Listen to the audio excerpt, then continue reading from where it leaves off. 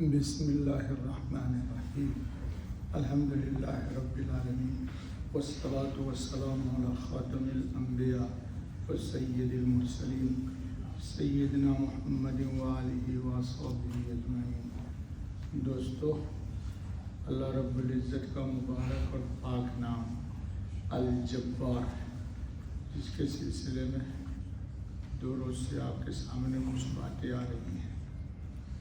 جو لوگ شرح کیے ہوئے ہیں کتاب اسماء حسنہ، اللہ کے پیارے پیارے ناموں کی، انہوں نے ایک بڑی پیاری بات لکھا ہوگا وہی جو الجبار جل جلالہ کو منظور ہو۔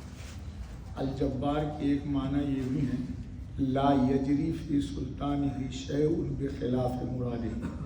کیا پیاری بات کہی ہے، اس کی سلطنت میں کوئی ایسی چیز واقع نہیں ہو سکتی جو اس کی مراد اور چاہت کے خلاف ہو۔ کائنات عالم میں ایسا نہیں ہو سکتا کہ اللہ جو چاہے اس کے خلاف دنیا میں ہو جائے، یا اللہ کی مرضی کے خلاف کوئی چیز ہو جائے۔ ہر انسان ارد گرد دیکھتا ہے کہ نہ چاہتے ہوئے بھی بہت سے امور اور کام اس کی طبیعت کے خلاف واقع ہو جاتے ہیں۔ دن رات دیکھتے ہیں، میری مرضی ہوتی ہے کہ یہ کام میرا اس طرح ہو جائے، لیکن نہیں ہوتا۔ میرے بچے میری یوں مان لے، نہیں ہوتا۔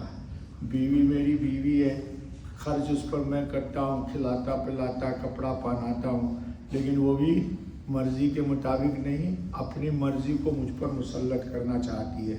یہ دلیل ہے کہ انسان کمزور اور ضعیف ہے۔ دوستو، دنیا کے بڑے بڑے بادشاہ ظاہری فوج، حشم و خدم کے مالک ہوتے ہوئے بھی بعض کام کرنا چاہتے ہیں مگر وہ نہیں کر پاتے، اور بعض چیزیں ان کے نہ چاہتے ہوئے بھی وجود میں آ جاتی ہیں۔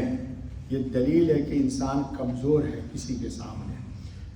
فرعون نے بڑی کوشش کی کہ موسیٰ علیہ السلام پیدا ہی نہ ہو، صرف موسیٰ دنیا میں نہ آئے بلکہ سب آئے، اس لیے ہزاروں بچوں کو قتل کرا دیا۔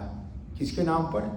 اب موسیٰ کہاں تھا؟ اسی کی گود میں تھا، لیکن اسی الجبار جل جلالہ نے اسی کی گود اور گھر میں موسیٰ علیہ السلام کی تربیت اور پرورش کرا دی۔ کہا جس موسیٰ کے نام پر مار رہے ہو نا، وہ تیرے گود میں ہے، تیرا باپ بھی اسے کچھ نہیں کر سکتا۔ نمرود نے کوشش کی کہ ابراہیم علیہ السلام کی دعوت توحید نہ چلنے پائے، اللہ کی جو دعوت دے رہے ہیں، لیکن اس جبار نے ان کی دعوت توحید چلا دی۔ نمرود نے چاہا کہ ابراہیم علیہ السلام کو آگ میں جلا دے، اللہ نے چاہا تو کیا کہا؟ یا نار کونی بردا و سلاما علی ابراہیم۔ یہ سب جبار اپنا قوت دکھلا رہا تھا۔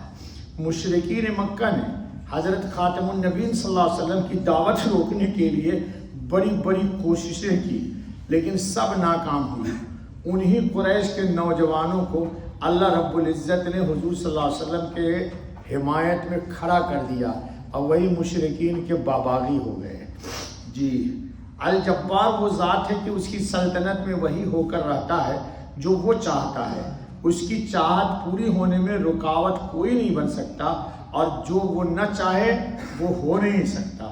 ایک حدیث قدسی میں اللہ پاک ارشاد فرماتے ہیں، بڑی زبردست حدیث، عبدی ترید و ارید ولا یکون الا ما ارید فإن رضیت بما ارید کفیتک ما ترید وإن لم ترضى بما ارید اتعبتک فیما ترید ثم لا یکون الا ما ارید۔ صدق اللہ العظیم۔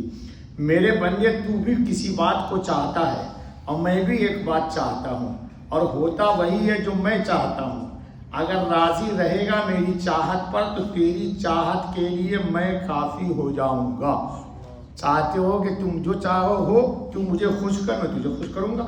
تو چاہتا ہے کہ مجھے تو خوش نہیں کر، مجھے تجھے لڈو ملے، بریانیاں ملے، بیٹا مطیع رہے، فرما بردار رہے، تو میری اطاعت کرتا نہیں، چاہتا ہے کہ میرا بیٹا میری بیوی میری مان لے۔